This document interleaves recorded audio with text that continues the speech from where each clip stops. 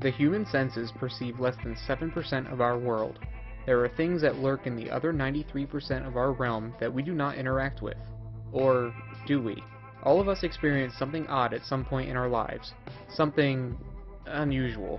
Whether it is an event that appears coincidental or an experience that defies logical explanation, there is so much we don't yet understand in our world, residing just beyond reality's veil.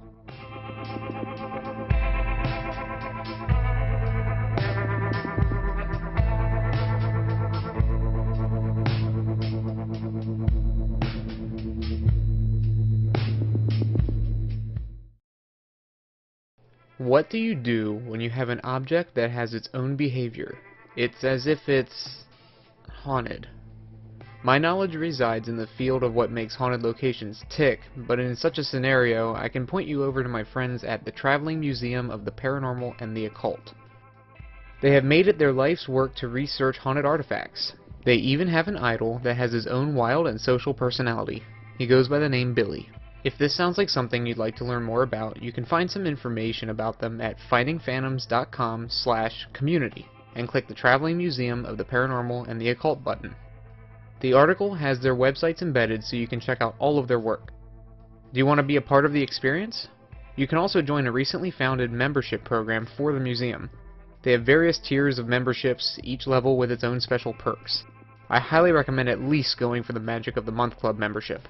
You'll get a monthly package, each themed differently, filled with carefully assorted magical supplies and instructions on how to use them.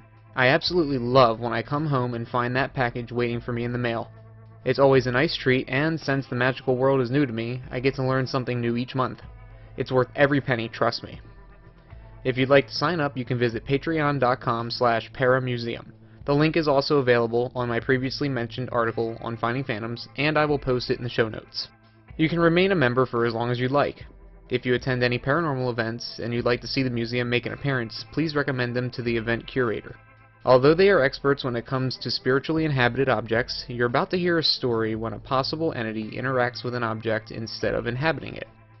Most people think these entities are to be feared and only lurk in the shadows, but it's often when the lights turn on that cause concern. The steady pace of the clock ticking reminded me that the night was quickly slipping away. 11:15.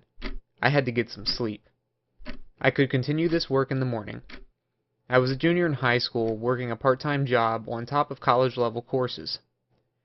I remember always being overwhelmed with the amount of homework I always had, particularly in world history. Sleep had become a foreign idea to me at the time. I tapped my lamp base on my desk to turn it off, staggered away from my desk, and crawled into bed. Several hours later, in my dazed state, I saw white light seeping through my eyelids. I thought, it can't be morning already, I feel like such a zombie. After struggling to wake up enough to open my eyes, I cracked open my eyelids to see my desk lamp had been turned on. Now, this lamp, it turns on every time there's a power surge, or when the power goes out and comes back. I didn't really think much of it. I wearily stumbled across my room, tapped the base to turn it off, and collapsed back into bed. I woke up to a rainy Thursday morning, finished what I could of the homework, grabbed some hot breakfast, and drove to school. For the next 7 hours or so, I struggled to keep my head up and my mind focused on the lessons in each class. When the last bell rang, I hurried out the door, got in my truck, and drove to my job where I would spend the next 5 hours as a sales associate in a local hardware store. It wasn't a bad gig. It was a fairly small store. Most of our customers were regulars. After closing time, I rushed home, ate some leftovers, and buried myself in my studies until I could no longer keep myself awake. Again, I tapped my light base and crawled into bed. Several hours later, I noticed my room had gotten brighter and thought to myself, I'm not ready to start the day just yet. I made peace with the fact that I had to get up, and I opened my eyes only to see my desk lamp was on again. To have 2 nights of power surges back to back seems a little odd, I said to myself. I got up yet again and turned the lamp off. This time, just for good measure, I unplugged it. If it were power surges or power failures of any sort, then there should be at least one clock that also resets itself. My stereo. That clock is so sensitive that if we had a power failure for a fraction of a second, it would reset. Neither night the clock had indicated any power loss. I awoke a little while later and repeated my school day, happy about the fact that it was finally Friday and I could sleep in a little the following day. Nothing unusual happened for another week. One night I finished my work, turned off my desk lamp, and got ready for bed. I had forgotten to unplug it as I had done every night prior. Several hours after falling asleep, I noticed a harsh white glare illuminating my bedroom. I woke up and looked at my desk. There it was, my fluorescent lamp lighting up my desk. At this point, I was exhausted and very irritated at this lamp for always interrupting what little sleep I was managing to get. I sat straight up in bed, looked right at the lamp, and said, rather aggressively, "Alright, whoever keeps turning on that lamp, turn it off right now." I expected nothing to happen, and to have to get up and unplug the lamp again, and attempt to get as much sleep as I possibly could. What really happened, though, is a completely different story. I stared at the lamp for what felt like ages, but only must have been a few seconds. Much to my amazement, it turned itself off. Now, in and of itself, this story isn't all that spooky, or even mysterious. I'm sure there might be some logical explanation that this lamp turned off, somehow exactly at the same time that I asked it to be turned off. The mysterious part is, that was only the beginning. Not long after this incident, both bedrooms in the house were fitted with lamps that had a post that went behind the headboard of the beds up the wall and had an extended arm over the bed where the bulb was. The lamps were three-way with high, medium, and low light options. These lamps were also touch lamps, just like my desk lamp.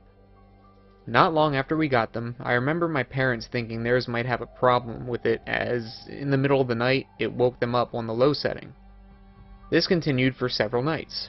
They replaced it, and the exact same thing happened. It wasn't long until I, too, was experiencing my lamp turn on in the middle of the night on its own.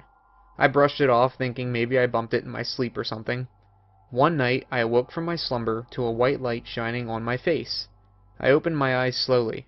I was sleeping on my back, my bedpost lamp directly above my face.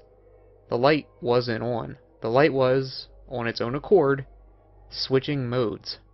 It would go rapidly from high to medium to low to off and back to high, stuck in a constant loop. I was paralyzed, trying to comprehend in my still groggy mind what exactly was happening. I stretched my arm out behind my bed and grabbed the plug and ripped it out of the wall socket with one firm tug. I didn't get one more second of sleep the rest of that night. Soon after this incident, both bedrooms had the touch lamps uninstalled. My parents had been sick of theirs waking them up. I had been terrified of mine cycling through the modes on its own. To this day, though, the original desk lamp that started turning on first still sits on my desk.